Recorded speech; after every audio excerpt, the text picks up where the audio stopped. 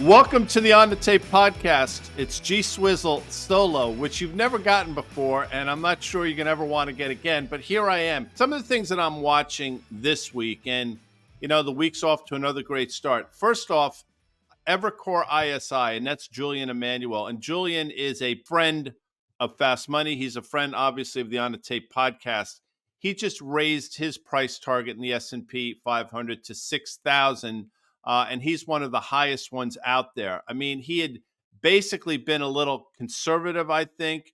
That's a bit of an about face, but like many people, he's sort of been browbeat, I guess, by the broader market into raising his price target. And by the way, while we're at it, Goldman Sachs, for the third time this year, just raised their price target again, and they said that 6,300 is possible in the S&P. And quite frankly, again, given everything that's going on, why not? Everybody in the pool. But the things that I'm seeing out there are still concerning. And one of the interesting things that I saw, operational efficiencies, and I believe this is something that Morgan Stanley put out, but those are sort of comments from companies. And I think operational efficiency is now a code word for we're basically going to lay people off. And that, in terms of the amount of mentions, is at the highest level we've seen in quite some time. So for all the good things out there, there's some things that are concerning as well. I think in terms of the bond market, the market is taking some solace in the fact that 10-year yields are back down below 4.3%. I guess that's good news. I think a lot of it's coming on, again, inflation data that's probably coming softer than the market was looking for, but more so, I think, some of the manufacturing and economic data that's coming in soft as well. On top of that, lower yields, you're getting continuation of this run up in these high valuation, high multiple tech names. And we talk about them all the time. Now, some names actually make sense, and we'll put it in the show notes. But Broadcom, for example, that comes out AVGO. That's a name that we've been very constructive on for quite some time, both on Fast Money and here. And one of the reasons that I've liked it, quite frankly, has been on valuation. In my opinion, a stock that's much more interesting and a lot cheaper than some of the high flyers. So there are pockets of strength that actually do make sense, but then there are things that are concerning. I will say this again. The transport's rolling over in a pretty meaningful way in the form of the IYT.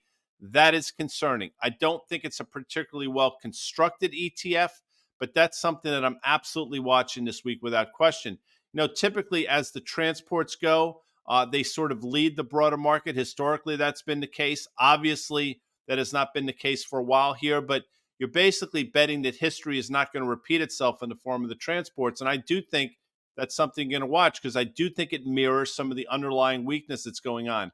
I'll say this as well. For whatever reason, even with rates lower, the Russell in the form of the IWM still can't get out of its own way. And that 208 level, which we flagged a number of different times, continues to be huge resistance on the upside.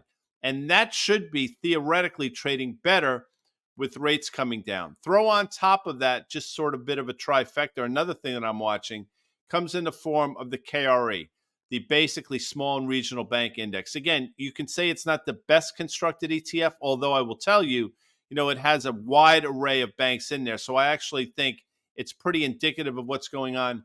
That has not been trading particularly well either. So for every good thing you see out there in the form of the broader market, the S&P, all these analysts raising their targets, there are things that are concerning below the surface. And I'll tell you that operational efficiency fact that I threw out there, I think it's really important because, again, I believe that's code for we're going to start to see rounds of layoffs. And you're seeing that not only in terms of the unemployment rate going now to 4%, but in the revisions we've seen month over month. And when you really look and dig in the data, the job numbers, which appear really robust, maybe they're not as robust as the market seems to think. Now, one has to ask themselves, at what point is bad news going to be bad news for the market? And up until now, obviously, any bad news in the form of softening data has been good news because the market interprets that as, the Fed's going to come to our rescue, and I get it.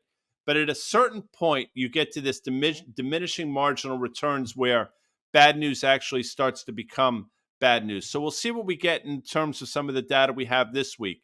We just got the Empire State Manufacturing Survey. Not particularly strong. Tomorrow, retail sales at 8:30 a.m.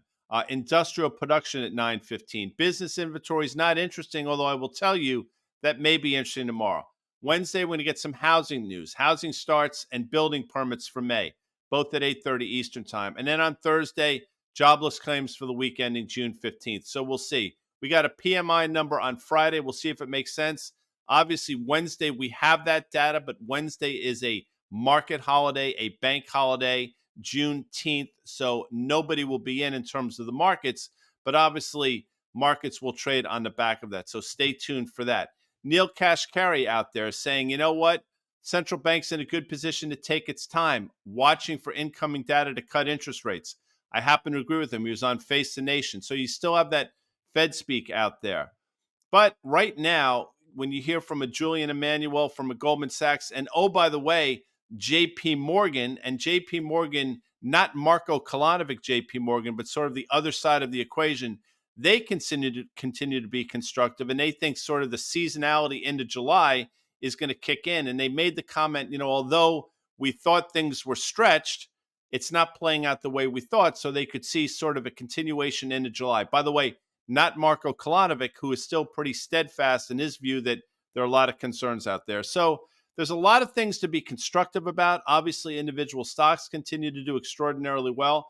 There are a lot of things to be concerned about under the surface, which right now nobody seems to be watching. So those are the things that I'm watching for this week. Hopefully, I haven't bored you too much. Stick around for this conversation that Caitlin and I had with James. I think it's fascinating, and we'll see you on the other side.